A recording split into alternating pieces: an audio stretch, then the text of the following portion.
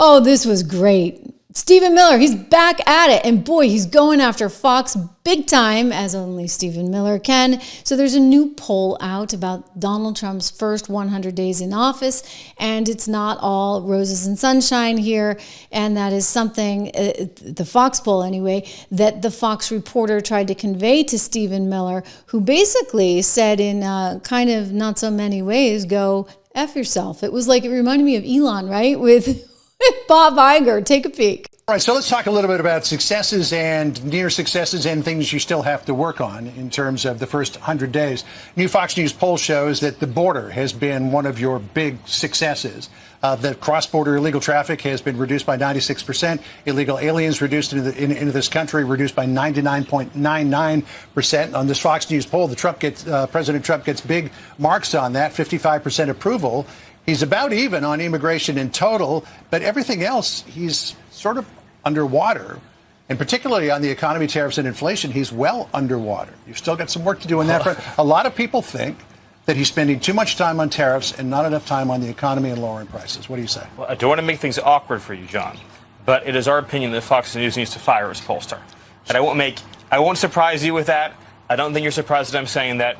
But the Fox News pollster has always been wrong about President Trump. They were the ones that said all summer long that Kamala Harris was going to be the 47th president of the United States. So we don't acknowledge any of that polling.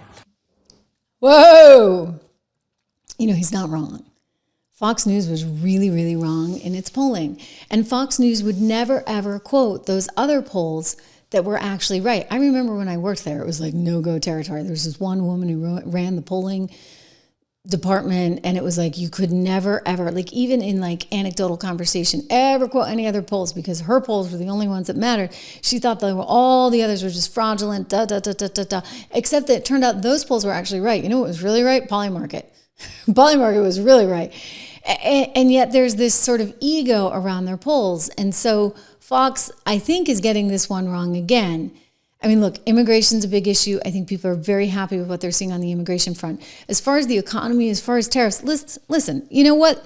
You don't know yet. You really don't know yet. I'm looking at a stock market that ended the day in positive territory yet again. We got the Dow Jones Industrial Average up nearly 1%. The S&P up about 0.5%. You've got the NASDAQ Composite Index up 0.5% as well. So listen. Okay, until you actually have a little more information on your hands, you may want to calm down about the stock market. Are people that worried about it? I don't think so. Like gas prices have come down massively so. You've got egg prices coming down. So there's a lot actually for people to be pretty psyched about in terms of the Trump agenda. They love that Doge went in there, is trying to save them money. Lots of good stuff to be excited about. And so what Fox is seeing in its polls may not be perfectly indicative of the real world out there, right? We've seen that before. After all, 2016, 2020 even, right? Because he was far closer than those polls predicted. And of course, 2024 was another example. Let me show you here, however, another example of Miller at his finest, because he's really kind of has no use for Fox and some of its spin right now. Listen to him on the immigration front.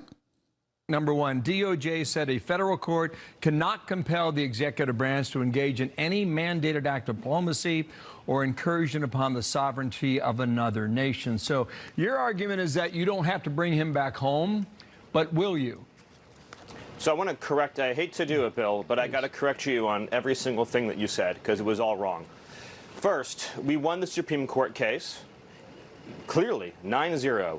A district court judge said unconscionably that the president and his administration have to go into El Salvador and extradite one of their citizens, an El Salvadorian citizen, so that would be kidnapping, that we have to kidnap an El Salvadorian citizen against the will of his government and fly him back to America, which would be an unimaginable act and an invasion of El Salvador's sovereignty.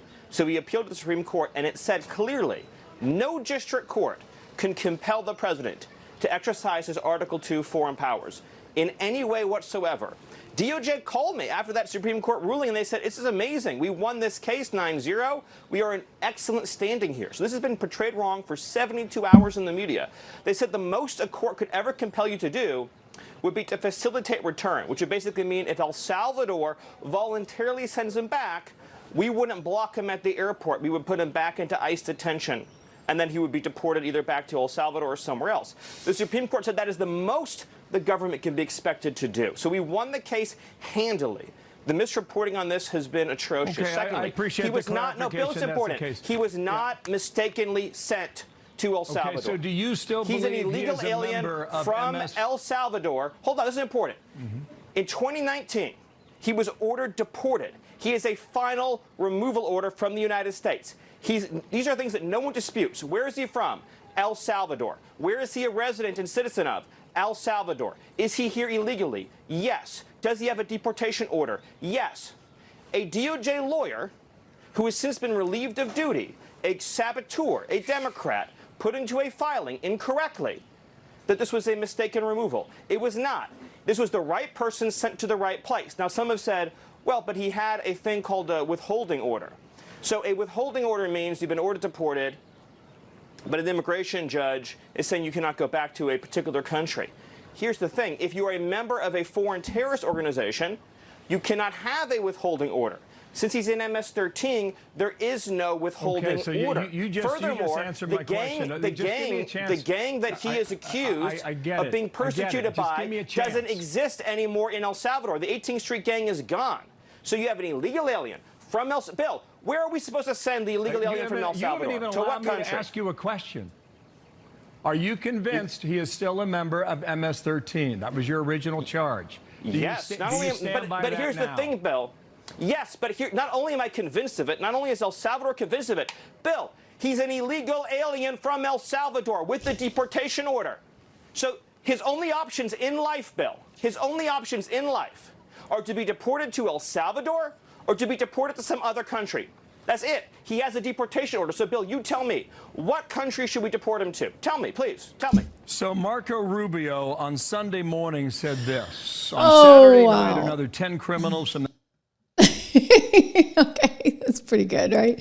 I mean, Miller is just the best at this. He gets very passionate, obviously. And in terms of the polling, I mean, saying, Fox, you need a new pollster, he may not be that wrong.